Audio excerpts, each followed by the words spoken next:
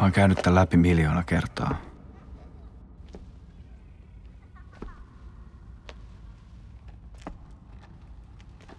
Miksi just mä?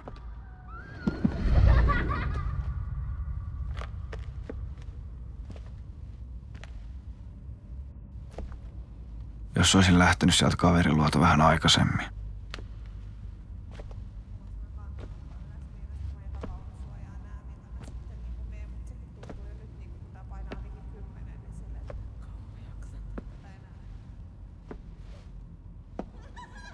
Jos olisin vaan mennyt toista kautta.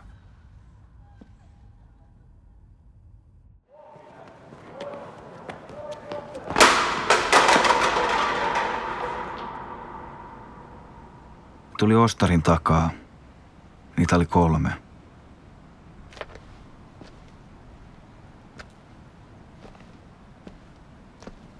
Mun kylkiluu rusahti ikävästi, kun se murtui.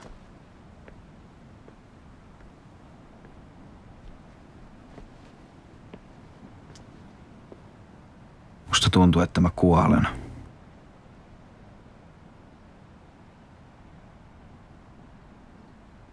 Viivyin varmaan tunnin rappukäytävässä, kun ajattelin, että äiti olisi sit jo nukkumassa. Ajattelin, että menen suihkuun ja kaikki on sillä selvä. Mutta ei se ihan niin mennyt.